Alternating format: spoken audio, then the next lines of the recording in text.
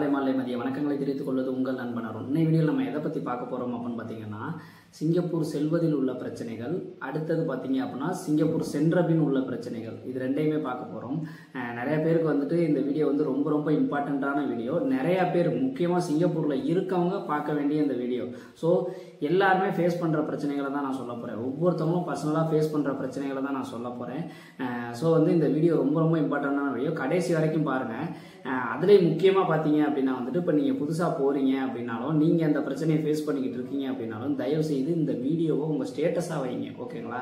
ஏன்னா இதனால் உங்கள் பிரச்சனை சால்வ் ஆகிறதுக்கான வாய்ப்புகள் நிறையாவே இருக்குது. அதனால் இந்த வீடியோவை உங்களோட வாட்ஸ்அப் ஸ்டேட்டஸில் வைங்க. யாருக்கெல்லாம் ஷேர் பண்ண முடியுமோ ஷேர் பண்ணுங்கள். ஃபேஸ்புக் ஸ்டேட்டஸ் இருந்தால் அதுலேயும் வைங்க. கண்டிப்பாக வந்து நான் ஏன் வைக்க, ஏன்னா எல்லா வீடியோவும் நான் அந்த மாதிரிலாம் வைக்க சொல்ல மாட்டேன். இதை வந்து நிறையா பேர் ஒவ்வொருத்தவங்களும் பர்சனலாக ஃபேஸ் பண்ணிட்டு இருக்க பிரச்சனைகளை பற்றி சொல்ல போகிறதுனால, அதில் இந்த சிங்கப்பூர் சென்றதுக்கப்புறம் ஃபேஸ் பண்ணுற பிரச்சனை இருக்கே, எப்பப்பா நம்ம இங்கே ஃபேஸ் பண்ணுறத கூட ஓரளவுக்கு சமாளிச்சிடலாம், அங்கே போனதுக்கப்புறம் நம்ம ஃபேஸ் பண்ணுற பிரச்சனை இருக்கே, அது ரொம்ப ரொம்ப கஷ்டம், நரக வாழ்க்கை அது. ஸோ தயவுசெய்து இந்த வீடியோ ஃபுல்லாக பாருங்கள், கண்டிப்பாக ஸ்டேட்டஸாக வைங்க, ஓகேங்களா? இந்த மாதிரி பயனுள்ள தகவலாம் தெரிஞ்சுக்கணும்னு வச்சிங்கன்னா நம்ம சேனலை சப்ஸ்கிரைப் பண்ணி பெல் ஐகானை கிளிக் பண்ணி நோட்டிஃபிகேஷன் ஆல்னு கொடுத்து வச்சுக்கோங்க. அப்போ தான் நம்ம போடுற தகவல்கள் உடனுக்குடனே உங்களுக்கு வரும், ஓகேங்களா? ஃபர்ஸ்ட் வந்து சிங்கப்பூர் செல்வதில் உள்ள பிரச்சனைகளை பார்த்துருவோம். அது எல்லாத்துக்குமே ஓரளவுக்கு நல்லாவே தெரிஞ்சிருக்கும். தெரியாதவங்களுக்கு சொல்கிறேன். சிங்கப்பூர் போகணும் அப்படின்னு நீங்கள் முடிவு பண்ணிட்டீங்க அப்படின்னா, இப்போ வந்துட்டு டெஸ்ட் அடித்து போகிறதுல ப்ராப்ளம், இன்ஸ்டியூட் வந்து எதுவுமே ஓப்பனில் இல்லை, க்ளோஸில் இருக்குது.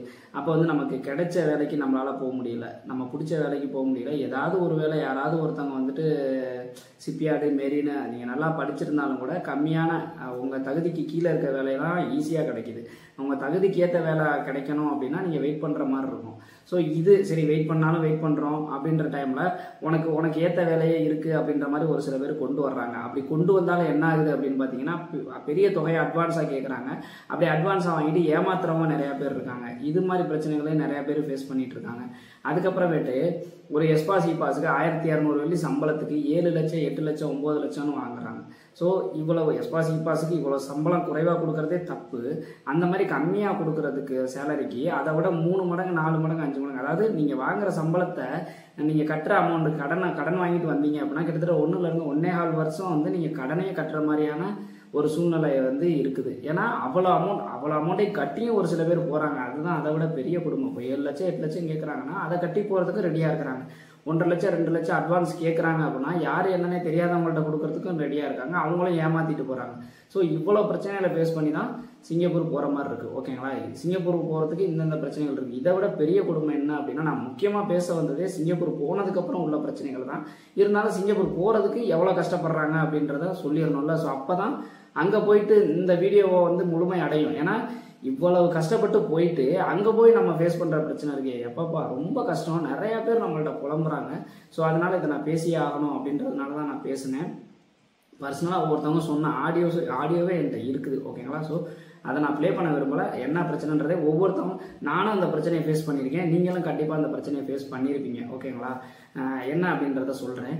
ஸோ அதாவது ரொம்ப கஷ்டப்பட்டு நல்ல ஏற்கனவே கண்டிப்பாக இப்போதைக்கு ரீசெண்டாக போகிற பசங்கள்லாம் பார்த்தீங்கன்னா ஒருத்தன்ட்டையாவது ஏமாந்து தான் போகிறான். எவன் ஒருத்தன் வந்து எந்த ஏஜென்ட்டையும் ஏமாறாமல் டேரெக்டாக கரெக்டாக என்ன வேலைக்கு கரெக்டாக போகிறானோ அவன் வந்து புண்ணியம் பண்ணவன், அவங்க அப்பா அம்மா புண்ணியம் பண்ணவங்க. அந்த நிலைமை தான் இப்போதைக்கு இருக்குது. கண்டிப்பாக ஒருத்தன் சிங்கப்பூர் போகிறான் அப்படின்னா எவன்கிட்டயாவது ஒரு 5000 10,000 கட்டி ஏமாறாமல் போகிறதே கிடையாது. எவனாவது வேலை வாங்கி தரேன்னு சொல்லி மாதக்கணக்காக வெயிட் பண்ண வச்சுருப்பாங்க. இது மாதிரி ஏதாவது ஒரு போராட்டத்துக்கு அப்புறம் தான் ரொம்ப கஷ்டப்பட்டு, இப்போ டெஸ்ட் அடித்து போகிறவங்கலாம் வருஷ கணக்கில் வெயிட் பண்ணுறாங்க.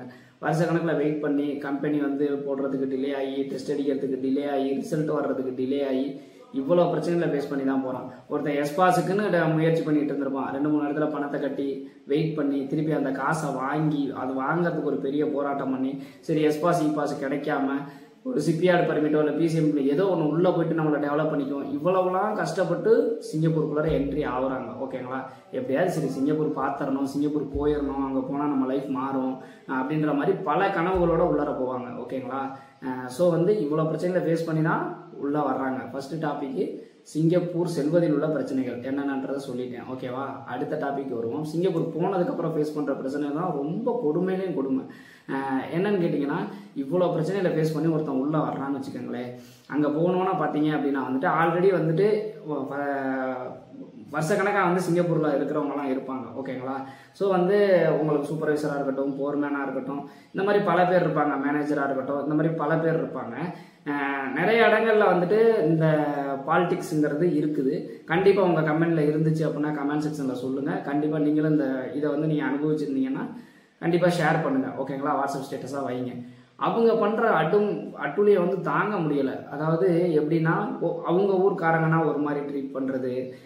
இப்போ வந்து ஒரு உதாரணத்துக்கு வந்துட்டு இப்போ அவங்க ஒரு மாவட்டமாக இருக்காங்கன்னு வச்சுக்கோங்க, அவங்க ஏரியா பசங்க, அவங்க சொந்தக்கார பசங்களெல்லாம் அவங்க கம்பெனியில் எடுத்திருக்காங்கன்னு வச்சுங்களேன், அவங்கள ஒரு மாதிரி வேலை வாங்குறது.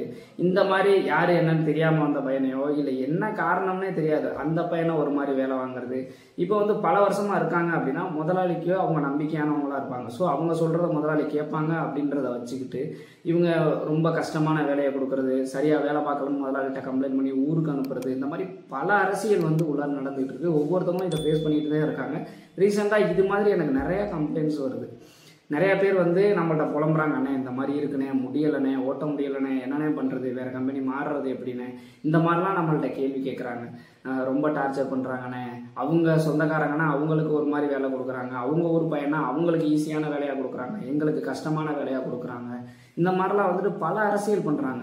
இப்போ என்னென்னா, யாருமே டேரெக்டாக அங்கே சூப்பர்வைசராகவே போய் குதிச்சிருக்க மாட்டாங்க. அவங்களும் ஜென்ரல் ஒர்க்கராக வந்து அவங்களும் கஷ்டப்பட்டு தான் அந்த நிலைமைக்கு வந்திருப்பாங்க. அந்த பொசிஷனுக்கு போனோன்னா ஏன் அதை மறந்துடுறாங்க? இன்னும் ரொம்ப சொல்லணும் அப்படின்னா, தமிழனுக்கு தமிழன் தான் எதிரின்ற மாதிரி தமிழனுக்கு தமிழன் தான் பிரச்சனையாக இருக்கிறாரு. இப்போ ஒரு சீனா சூப்பர்வைசரோ இல்லை மலாய் சூப்பர்வைசரோ இல்லை பங்களாதேஷ் சூப்பர்வைசரோ இருந்தான் அப்படின்னா அவனுக்கும் தமிழனுக்கும் செட் ஆயிடுது. அதே இது ஒரு தமிழ் ஒர்க்கரு தமிழ் சூப்பர்வைசர் அப்படின்னா பயங்கர அரசியல் பண்ணுறாங்க, பயங்கர பிரச்சனை பண்ணுறாங்க. அவனுக்கு எந்த அளவுக்கு அவனே நொந்து நூலாகி லட்சக்கணக்கில் பணத்தை கட்டி இங்கே 12 ஹவர் 13 ஹவர் எப்படி வேலை பார்க்குறதுன்னு தெரியாமல் அவன் படித்தது ஒரு படிப்பாக இருக்கும். அவன்லாம் பார்த்தீங்கன்னா இப்போ சூப்பர்வைசராக இருக்கிறவங்களுக்குலாம் பார்த்தீங்கன்னா அந்த அளவுக்கு பெரிய லெவலில் படிப்பு இருக்காது. அவங்க அனுபவத்தை வச்சு அவங்க சூப்பர்வைசராக இருப்பாங்க. ஆனால் புதுசாக போன பசங்கள்லாம் பார்த்தீங்கன்னா அவ்வளோ படிச்சிருக்காங்க. இப்போ இருக்க பசங்க எல்லாருமே நல்லா படிச்சிருக்கிறாங்க, படிக்காமல் போகிறதே கிடையாது. அந்த காலத்துலலாம் வந்து நிறைய பேர் படிச்சுட்டு போகிறது கிடையாது, ஆனால் அங்கே போய் அவங்கள டெவலப் பண்ணிக்குவாங்க. இந்த பசங்க நிறையா படிச்சுட்டு போயிருப்பாங்க. படிப்பில் பார்த்தீங்கன்னா அவங்களுக்கும் இந்த பசங்களுக்கும் ஏணி வச்சா லேட்டாது. ஆனால் அனுபவத்தில் அவங்க அதிகமாக இருக்கிறதுனாலையும் அது என்ன அவங்க மனசில் தோணும் அப்படிங்கிறதே எனக்கு புரிய மாட்டேங்குது. நிறையா பேர் புலம்புறாங்க. தயவுசெய்து இந்த மாதிரி சூப்பர்வைசராகவோ இல்லை போர்மேனாவோ இல்லை ஒரு போஸ்டிங்கில் ஒரு கம்பெனியில் இருக்கீங்க அப்படின்னா உங்களுக்கு கீழே ஒரு 4 ஒர்க்கர் 5 ஒர்க்கரை கொடுக்குறாங்க அப்படின்னா அவங்கள வந்து ஃபஸ்ட்டு மனுஷனாக மதிங்க. அவங்களோட சுச்சுவேஷனை யோசிச்சு பாருங்கள், அவங்க ஃபேமிலி சுச்சுவேஷனை. அதுக்காக எல்லாரும் அப்படின்னு நான் சொல்ல வரல, ஒரு சில பேர் அப்படி. இப்போ நான் இருந்த கம்பெனியில சூப்பரான போர்மேன் சூப்பர்வைசர் எல்லாருமே தமிழர்கள்லாம் ரொம்ப நல்லவங்களாக இருந்தாங்க. நான் இருந்த கம்பெனியில் ஒர்க்கர்ஸ்க்கு ஓவர் டைம் கொடுக்கறதா இருக்கட்டும், இப்போ அவங்க ஊருக்காரனாக இருந்தாலும் சரி இல்லை அவங்க மாவட்டமாக இருந்தாலும் சரி வேறு மாவட்டமாக இருந்தாலும் அந்த மாதிரி பிரித்து பார்க்காம ஒருத்தருக்கு ஒருத்தர் உதவி பண்ணுறதா இருக்கட்டும். அவனுக்கு வேலை ஒரு டைம் இந்த ஹார்ட் ஒர்க் பண்ணுறியா, இந்த எல்லாருமே சேர்ந்து இவ்வளோ தூரம் நம்ம முடிக்கணும்டா, இன்னைக்கு வேலை இவ்வளோ இது நம்ம வேகமாக முடிச்சுட்டு அதுக்கப்புறம் நம்ம ரெஸ்ட் எடுத்துக்கணும், நம்மளை யாரும் எதுவும் கேள்வி கேட்க முடியாது அப்படிங்கிற மாதிரி எல்லாம் ஒத்துமையாக வேலை பார்க்குறதா இருக்கட்டும். அந்த மாதிரிலாம் ஒர்க் பண்ண ஆளுங்களையும் எனக்கு தெரியும். அதே கம்பெனியில் இந்த மாதிரி பாலிடிக்ஸ் பண்ண ஆளுங்களையும் நல்லா தெரியும். அந்த ஒரு காரணம் அவன் இங்கே வரக்கூடாது, இங்கே வேலை பார்க்கக்கூடாது இப்படின்ற மாதிரி பண்ணவங்களையும் எனக்கு நல்லாவே தெரியும். அதே நான் ஒர்க் பண்ண கம்பெனியில அப்படியும் இருக்கிறாங்க. ஓகேங்களா? ஸோ வந்துட்டு தயவுசெய்து இந்த மாதிரி இருக்கவங்களுக்குலாம் நான் என்ன சொல்ல வர்றேன் அப்படின்னா, தயவுசெய்து அப்படி பார்க்காதீங்க. அந்த பையனோட இப்போ ஒருத்தன் இருக்கான் அப்படின்னா அவனை மனுஷனை அவனை மட்டும் பார்க்காதீங்க, அவனோட பேக்ரவுண்டை பாருங்கள், அவன் ஃபேமிலி சுச்சுவேஷன், அவன் எவ்வளோ பணம் கட்டிட்டு வந்திருக்கான், அவன் அனுப்ப போகிற பணம் அவங்க வீட்டுக்கு எந்த அளவுக்கு இம்பார்ட்டன்ட்டு. சப்போஸ் அந்த வேலையை விட்டு நீங்கள் அவனை அனுப்பிட்டீங்க அப்படின்னா அவனோட ஃப்யூச்சர் எப்படி இருக்கும், திருப்பி அவனால் அந்த இதில் இருந்து வெளியில் வர முடியுமா, இது எல்லாத்தையுமே மனுஷனாக மனிதாபிமானத்தோடு யோசித்து பார்த்து அவனே நூடுல்ஸாகி வந்திருக்கான். புது இடம், புது நாடு, புது மொழி. நிறையா பேருக்கு எவ்வளோதான் இங்கிலீஷ்லேயே அவன் எவ்வளோதான் படிச்சிருந்தாலும் அங்கே இருக்க நம்ம சிங்கப்பூரில் வந்து இங்கிலீஷு சைனீஸு மலாய் 3 கலந்து பேசுவோம். அப்படி இருக்கிறப்ப அந்த இங்கிலீஷே அவனுக்கு டிஃப்ரெண்ட்டாக இருக்கும். புது இடம், புது பிளேஸு. இங்கே வந்து அவன் தனி ரூமில் இருந்திருப்பான், சிங்கப்பூர் வந்துட்டு டொமேட்டரியில் தங்குற மாதிரி இருக்கும், எல்லாமே இருக்கிறப்ப அவனுக்கு அதுவே வந்து அதுக்கு பழகிறதுக்கு கொஞ்ச நாள் ஆகும். நீங்கள் தட்டி கொடுத்து உங்கள் கூட கூட்டிகிட்டு போகாட்டியும் பரவாயில்ல, அவனை வந்து தனிமைப்படுத்துறதோ இல்லை அவனை வெறுக்கிறதோ இல்லை அவனை ஊருக்கு அனுப்பணும்னு நினைக்கிறதோ அந்த மாதிரிலாம் தயவுசெய்து அரசியல் பண்ணாமல் அவனை மேற்கொண்டு மன உளைச்சலுக்கு ஆளாக்கி அதெல்லாம் பண்ணாதீங்க. உங்களால் முடிஞ்சால் அவனுக்கு உதவி பண்ணி அவனுக்கு ஆறுதல் சொல்லி அவனுக்கு வேலையை சொல்லி கொடுத்து உங்கள் கூட கூட்டிகிட்டு போங்க. முடியலையா அவனுக்கு சில பேருக்கு வந்து எதுக்கு என்னன்னே காரணம் தெரியாமல் பிடிக்காமல் இருக்கும் பார்த்தீங்களா, அது மாதிரி உங்களுக்கு பிடிக்கலையா அவனை உங்கள் கூட வச்சுக்காம வேறு டிபார்ட்மெண்ட் மாற்றி விட்ருங்க, இல்லை வேறு போர்மேன்ட்டாக அவனை அனுப்பிடுங்க. முடிஞ்சு போச்சு, அவ்வளோதான். அதை விட்டுட்டு அவனை கூட வச்சுக்கிட்டு உங்கள் ஊருக்காரனுக்கு ஒரு மாதிரி வேலை கொடுக்குறது, அவனுக்கு ஒரு மாதிரி வேலை கொடுக்குறது, திட்டிக்கிட்டே இருக்கிறது. அதுவும் நம்ம நல்லாவே தெரியும், நான் 16 வருஷம் சிங்கப்பூரில் வேலை பார்த்துருக்கேன். இந்த சைனீஸ் பாஷையிலெல்லாம் திட்டுறது அப்படிலாம் எதுவும் தயவு செய்து பண்ணி அவங்கள மேற்கொண்டு மன உளைச்சலுக்கு ஆளாக்காதீங்க. கொஞ்சம் யோசிச்சு பாருங்கள், நீங்கள் இந்த கம்பெனியில் இருக்கிறீங்க, நீங்கள் வந்து போர்மேனாவோ சூப்பர்வைசராவோ எவ்வளோ பெரிய போஸ்டிங்கில் வேணாலும் இருக்கிறீங்கன்னு வச்சுங்களேன். அந்த கம்பெனியை வந்து இழுத்து மூடிட்டாலோ இல்லை அந்த கம்பெனியை விட்டு நீங்கள் வந்துட்டாலோ நீங்கள் யார் அப்படின்றத யோசிச்சு பாருங்கள். நீங்களும் ஜீரோ தான். திருப்பி நீங்கள் வேறு புது கம்பெனிக்கு போய் தான் ஆகணும். அப்போ வந்து நீங்கள் அதே போஸ்டிங்கில் போக முடியாது, அதே பவரில் உங்களால் போக முடியாது. ஓகேங்களா? ஸோ அந்த மாதிரி நினச்சி பார்த்துக்கோங்க. சப்போஸ் நீங்கள் போகிற கம்பெனியில் அவன் உங்களுக்கு மேலே இருந்து உங்களை வச்சு செஞ்சான்னா எல்லாத்துக்கு மேலே கடவுள்னு ஒருத்தர் பார்த்துக்கிட்டு இருக்காரு. ஸோ தயவு செய்து இந்த மாதிரி அரசியல் வேண்டாம். இங்கே நாடு விட்டு நாடு போய் நம்ம ஒத்துமையாக இருந்தோம், தமிழர்கள் ஒற்றுமையாக இருந்து ஒருத்தருக்கு ஒருத்தர் உதவி பண்ணி நீயும் முன்னேறு நானும் முன்னேறலை. உங்களால் முடிஞ்சா அதை தான் நான் சொல்கிறேன், முடிஞ்சால் உதவி பண்ணு, இல்லைன்னா உன் வேலையை பாரு. அவன் வந்து அவன் கையை உனி கரணமாஞ்சு இவ்வளோ தூரம் வந்தவனுக்கு மேலே முன்னேற போக அவனுக்கு தெரியும். முடிஞ்சால் உதவி பண்ணு, இல்லைன்னா உன் வேலை என்னமோ அதை பாரு. உனக்கு நல்ல சம்பளம் இருக்குது, ஒரு 10 ஒர்க்கர்ஸை கொடுத்துருக்காங்க அப்படின்னா அழகாக மெயின்டைன் பண்ணி எல்லாத்தையும் நல்ல பேர் எடுத்துக்கு. இப்போ வந்து என்னன்னா நீங்கள் இவ்வளோ பண்ணுவீங்க, உங்களை அசிங்கம் எவ்வளோ, உங்களை மட்டும் இல்லாமல் குடும்பத்தையே வந்து வெளியில் வந்து எவ்வளோ அசிங்கமாக திட்டுவான், அவன் எவ்வளோ கேவலமாக சாமம் விடுவான். கொஞ்சம் யோசிச்சு பாருங்கள். ஒரு நேரம் இல்லைன்னா ஒரு நேரம் அவன் சாமம் பழிச்சிருச்சுன்னா என்ன ஆகும், எல்லாத்தையும் யோசிச்சு பார்த்து தயவுசெய்து இந்த மாதிரி அரசியல் பண்ணாதீங்க.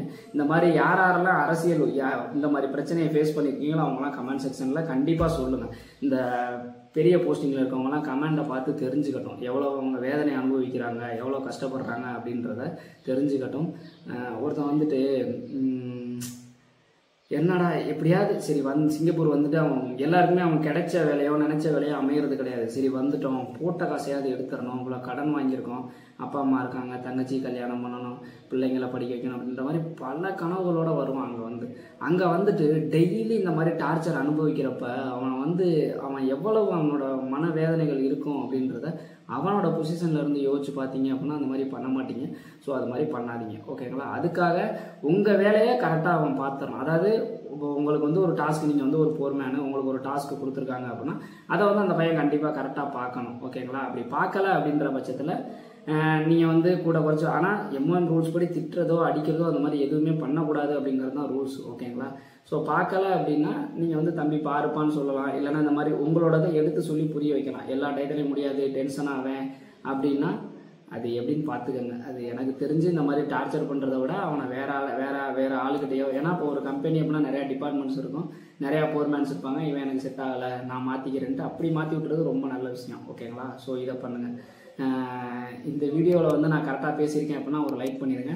உங்கள் கருத்துக்களை கமெண்ட்டில் சொல்லுங்கள். இந்த மாதிரி பயனுள்ள தகவலை தெரிஞ்சுக்கணும் அப்படின்னு நம்ம சேனலை சப்ஸ்கிரைப் பண்ணி பெல் ஐக்கானை கிளிக் பண்ணி நோட்டிஃபிகேஷன் ஆல்னு கொடுத்து வச்சுங்க.